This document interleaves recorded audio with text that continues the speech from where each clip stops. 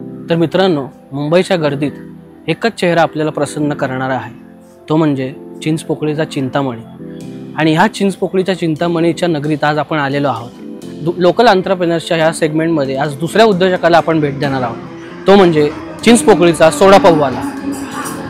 तर मित्रांनो, चिंचपोकळीच्या चिंतामणीच्या नगरीत आपण आता आलेलो आहोत। चिंचपोकळीकर जेव्हाही कामाधंद्यातून घरी परततात तेव्हा ते जस्ट कूल सोडापावला भेट नक्की देतात। चला तर ऐकूया कल्पेश लाडची गोष्ट।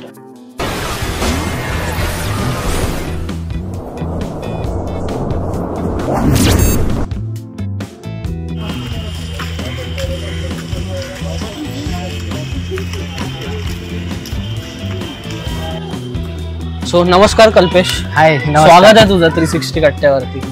चिंचपोकळीच्या राजाच्या चिंतामणीच्या नगरीत आपण इथे आज आलेलो आहे। परत तुझं स्वागत 360 कट्ट्यावरती। तर आपल्यासोबत कल्पेशचे बाबा पण आहेत इथे। कल्पेशचे बाबा पण असतात स्टॉलवरती आणि हा कल्पेश लाड। कल्पेश, पहिला प्रश्न मला तुला असं विचारायचं आहे की जस्ट कूल सोडा पबची सुरुवात कशी झाली, म्हणजे या व्यवसायाला एकंदरीत तू स्टार्ट कसा दिलास? ॲक्च्युली मला व्यवसाय करण्याची आवड होती आणि त्यामुळे मी व्यवसायामध्ये एंटर केलं। म्हणजे मी एज्युकेशन करून मी प्रॉपर एक जॉबला होतो, मॉक्स लाईन सारख्या शिपिंग कंपनीमध्ये मोठ्या तिकडे जॉबला होतो ॲज अ एक्झिक्युटिव्ह म्हणून। 6 to 7 years तिकडे काम केलं। चांगला पगार होता, चांगलं व्यवस्थित होतं, पण ते आपण म्हणतो ना व्यवसाय करण्याची आवड, म्हणजे जर व्यवसाय करून नाही बघितलं तर मी परत आपटलो तर म्हणजे तसं असं इंटेन्शन आहे, हे करून तर बघूया म्हणून मग ते व्यवसाय केला। आणि म्हणून ते जस्ट कूल असं विचार केला की काय काय काय काय हे करू शकतो का, मग त्याच्यामध्ये घुसलो, मग ते जस्ट कूल सोडा पब ओपन केलं। ओके, तर मला दुसरा प्रश्न तुला असं विचारायला आवडेल की आता चिंचपोकळी किंवा एकंदरीत या एरियामध्ये बरेचसे कॉम्पिटिटर्स आहेत जे सोडा पब सारख्याच गोष्टी रन करतात किंवा फूड सारख्या गोष्टी रन करतात इथे। तर तू ह्या कॉम्पिटिटर्स पेक्षा वरचढ ठरण्यासाठी तुझ्याकडे वेगळं काय आहे, तू काय वेगळं करतोस? ॲक्च्युली कसं ना, म्हणजे सोडा मशीन ही एक प्रकार असतो, सोडा मशीन। आता माझ्याकडे सुरुवातीला सोडा मशीनच होती, मी सोडाच देत होतो। त्यानंतर मी थोडं वर्कआउट केलं, मी पुदिना घेतला आणि आज माझ्याकडे पुदिनाचे 150 ते 200 आयटम्स मिळतात। मग तुम्ही म्हणाल ना तर पुदिना लाईक मोजितो म्हणा किंवा मग तो लेमन पुदिना म्हणा, जिरा पुदिना म्हणा, ऑरेंज पुदिना म्हणा, आणि माझ्याकडे स्पेशली पुदिना शॉर्ट्स जो आपण स्वतः क्रिएट केलाय, जस्ट कूल सोडा पब यांनी स्वतः क्रिएट केलाय। आपण त्याच्यावरती मेहनत करून आणि तो शॉर्ट्स आपण इतरांपर्यंत पोहोचवतो आणि तो पिल्यानंतर पोटात जो थंडावा मिळतो, बास रे बास, पब्लिक खुश म्हणजे खुश, अप्रतिम मजाच। म्हणजे मला एकंदरीत साऊंड करतंय की बाबा हे वेगळं ठरतंय काहीतरी तुझ्याकडून, आणि मला असं वाटतं की वरचढ तू आहेस कॉम्पिटिटर्स पेक्षा। वरचढ म्हणजे लोकांनी दिलेली आपल्याला साथ चालू आहे। Okay, yes. म्हणजे आजकालची पिढी जी आहे मित्रांनो, तुम्ही बघत असाल की म्हणजे तुला असा प्रश्न मी करतो की 1-2 महिने झाले तर जे नवीन उद्योजक असतात त्यांना थोडं जरी अपयश आलं की लगेच ते थप्पा करून टाकतात आपला बिझनेस, मग ते हार मानून जातात। तर मग तू लोकांना काय सांगू शकशील की बाबा ह्याच्यासाठी तू काय वेगळं केलं होतंस का, किंवा तुलाही तू हे कसं फेस केलं, हे जी तू सक्सेस नाही झालास तो सुरुवातीच्या काळात, पण तुला कसा बूस्ट मिळाला? ऍक्च्युली सक्सेस अजूनही मी नाही आहे, मी अजूनही कठीण प्रसंगातच आहे आणि अजूनही मेहनत करतोय, म्हणजे माझ्या व्यवसायासाठी अजूनही मेहनत करतोय। आणि असं म्हणजे बंद करण्याची वेळ अशी अजूनपर्यंत आली नाही, म्हणजे स्वामींच्या कृपेने असेल किंवा सर्व माणसांच्या आशीर्वादाने असेल। याचं कारण असं ना की माझ्यावरती खूप मोठा प्रसंग घडला की त्यातून फक्त मी आणि माझे कुटुंब जिवंत राहिलो, म्हणजे माझ्या घराला पूर्ण आग लागलेली, संपूर्ण खाक झालेलं संपूर्ण। आणि अशा वेळी असा प्रसंग घडलेला ना की आता काय करायचं, सगळं स्टॉप होतं, सगळं A to Z, की फक्त प्रश्नचिन्ह होतं की करायचं काय, परत नोकरीला जाऊ की परत व्यवसायाकडे टर्न घेऊ, कारण व्यवसाय करताना कोण साथ देईल नाही देईल असा प्रश्न। मग त्यावेळी जी साथ दिली ना ती आपल्या मंडळातली पोरं असतील, त्या मंडळातल्या पोरांनी, म्हणजे गोविंदा पथकातली पोरं होती, त्यांनी एकत्र येऊन त्यांनी एक जंप मला घेण्यासाठी त्यांनी स्वतः मेहनत केली। Very nice. म्हणजे माझे रिलेटिव्ह असतील, नातेवाईक असतील, तर त्यांना असं कुठेतरी वाटत नाही हे पोरगा असं बसलं नाही पाहिजे, फॅमिली मेहनत करते। म्हणजे मला म्हणण्यापेक्षा माझं कुटुंब आहे ना, आज मी जरी इथे दिसलो ना तरी माझे पप्पा माझ्या मागे उभे आहेत, ते कंटिन्यू माझा हात आहे। माझी आई आहे जी घरी फ्लेवर बनवते, माझी वहिनी आहे जी ती साखर निवडते, माझा भाऊ आहे जो परत संध्याकाळी येऊन माझ्यासाठी इथे उभा राहणार आहे. म्हणजे माझी फॅमिली खूप सपोर्टिव्ह आहे, जी सपोर्ट करते म्हणून मी व्यवसाय करू शकतोय आज. खरं तर त्यांच्याचमुळे करू शकतो. राहिला मुद्दा असा ना की ज्यावेळी तुम्ही म्हणालात की मुलं लगेच बंद करतात, व्यवसाय चालू केल्यानंतर लगेच बंद करतात ना, तर दादा याचं कारण असं आहे ना की आपल्यातली जी स्टॅबिलिटी पॉवर असते ना ती, ज्यावेळी माझा जो प्रसंग पूर्ण डाऊन होता ना, तर तो प्रसंग मी करताना मला मंडळातल्या पोरांनी साथ दिली, माझ्या रिलेटिव्हने साथ दिली, असं की मी स्वतःशीच प्रामाणिक राहिलो.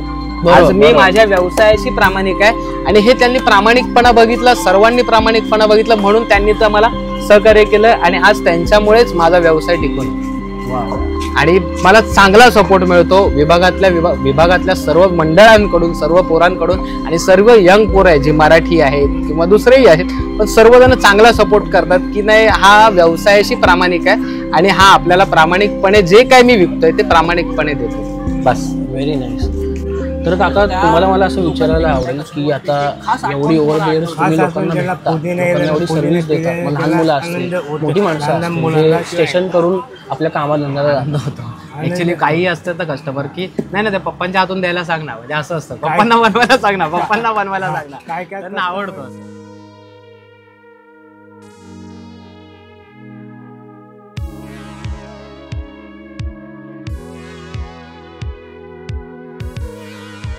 तर कल्पेश मला तुला असं विचारायला आवडेल की आता हा एक छोटंसं दुकान आहे, जस्ट स्कूल सोडापाव एक छोटंसं दुकान आता इथे आहे, तर पुढच्या 5 वर्षात तू जस्ट स्कूल सोडापावला कुठे बघतोस? म्हणजे तुझं विजन काय पुढच्या 5 वर्षाला?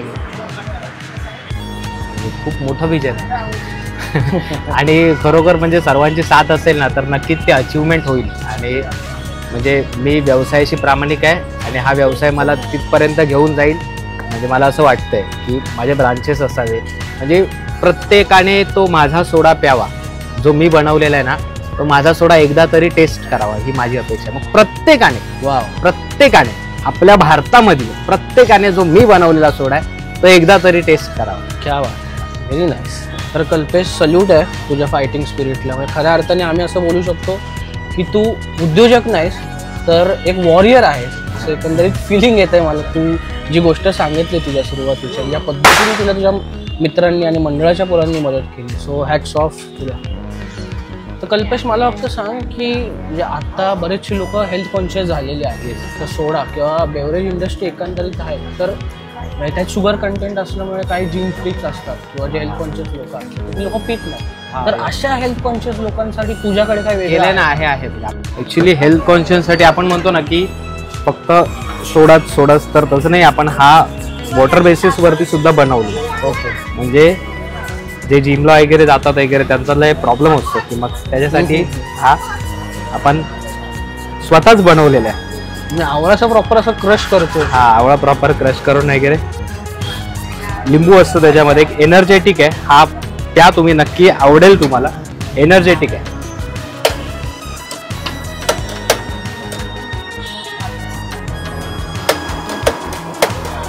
हा जो आहे सोडामध्ये पण येतो आणि येस वॉटरमध्ये पण येतो. म्हणजे मी आता तुम्ही म्हणाल ना की आता तू याच्यातूनच काढलं, तर याच्यामध्ये सुद्धा 2 कनेक्शन आहे. म्हणजे असं आहे ना की आता हा माझा वॉटर बेसिस आहे आणि हा माझा सोडा बेसिस. हा वॉटर बेसिस आहे, हा सोडा बेसिस, असे 2 त्याच्यामध्ये आहेत. हा जर कसं ना अरे त्याच्यातूनच काढलाय. इंटरेस्ट.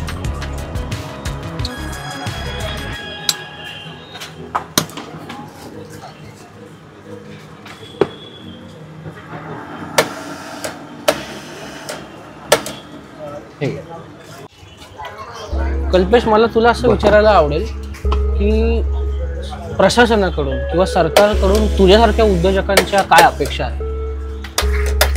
ऍक्च्युली सरकारने खरं सांगू का आपल्या युवा उद्योजकांना खूप मदत करायला हवी.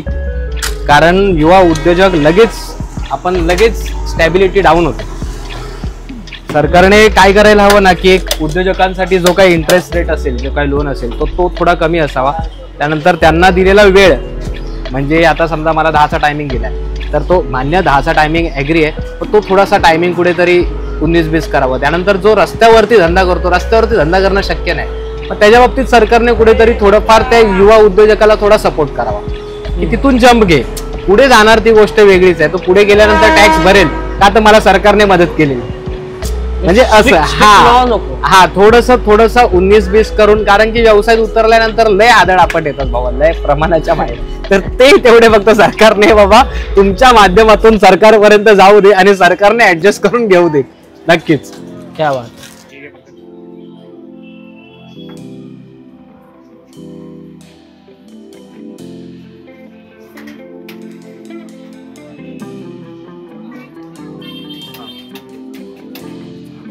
तर कल्पेश, तू मला असं म्हणालास की हेल्थ कॉन्शियस लोकांसाठी खास हे तू इन्व्हेंट केलेलं आहेस, ही तुझी स्पेशालिटी आहे. तर मला फक्त ह्या ड्रिंकचं नाव सांग परत. ऍक्च्युली आता आपण म्हणतो ना की मोजितो म्हणजेच पुदिना, आपला मराठीतला शब्द आहे. स्पॅनिश भाषेमध्ये त्याला मोजितो म्हटलं जातं, स्पॅनिश भाषेमध्ये. पण लोकांचा भ्रम असा ना, लेमन पुदिना दे बोलल्यावर नको, लेमन मोजितो बोलल्यावर दे, लेमन मोहितो बोलल्यावर दे. ऍक्च्युली तो स्पॅनिश वर्ड आहे, दॅट सेम हा मोहितोच आहे. अच्छा, लिंबू पुदिना, फक्त फॅन्सी साऊंड करतोय. लिंबू आणि पुदिना सुंदर आहे, पिऊन बघ. येस, नक्की. इंटरेस्टिंग दिसतो तर आहे, मस्त पुदिनाचाच इसेन्स आहे पूर्ण याच्यात. रिफ्रेशिंग, खरंच रिफ्रेशिंग आहे. म्हणजे पुदिनाने पहिला घोट जो घेतल्यावरती असा आत जातो आणि पूर्ण फुफ्फुसाचे थंड जो वाटतो बघतो, तसं मला फील होतं. आणि खऱ्या अर्थाने हे रिफ्रेशिंग आहे. तर जी हेल्थ कॉन्शियस लोक आहेत ते ह्याच्यात ॲडेड शुगर नाही पण घेऊ शकत.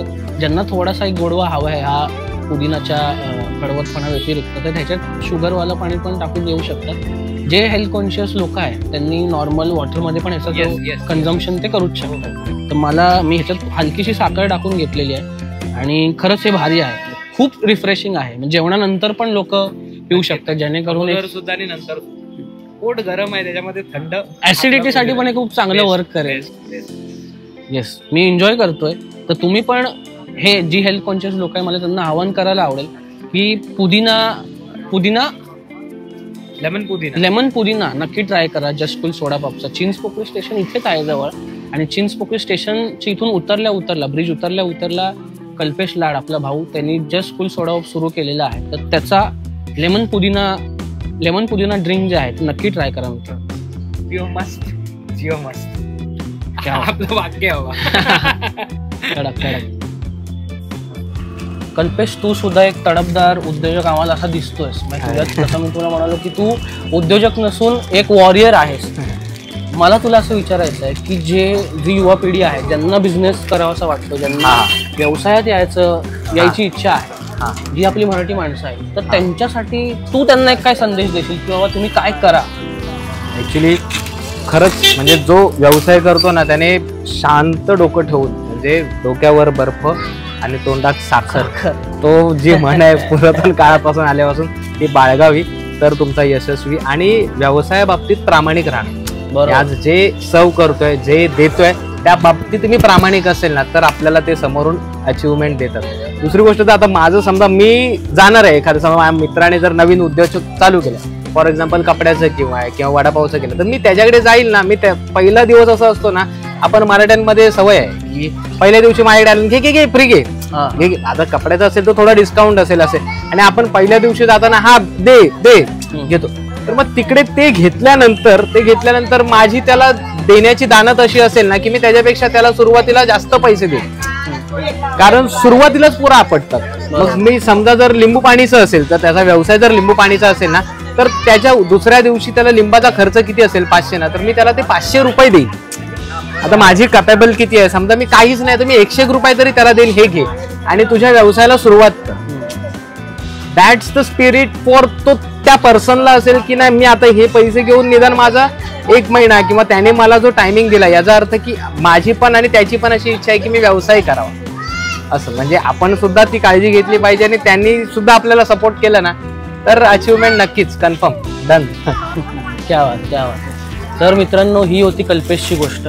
कल्पेश लाड तो चिंचपोकळी स्टेशनच्या जवळच आपल्याला दिसतो. त्याच्या दुकानाचं नाव आहे जस्ट कूल सोडा पॉप. तर जस्ट कूल सोडा पॉपच्या कल्पेश सोबतच आपण गप्पा मारतो. कल्पेश आपल्या लोकल एंटरप्रेन्योर सेगमेंटमधला दुसरा उद्योजक होता. व्हिडिओ आवडला असेल तर लाईक करा, शेअर करा आणि सबस्क्राईब करायला विसरू नका. मित्रांनो, ह्या लोकल एंटरप्रेन्योर्सला एक छोटी मदत आपण केली, एक छोटासा हाव आपण जर त्यांच्याकडून घेतला तर नक्कीच त्यांना एक मोठा आधार मिळेल. पुन्हा एकदा भेटूया नवीन उद्योजकांसोबत. तोपर्यंत बिंदास खा आणि बिंदास राहा.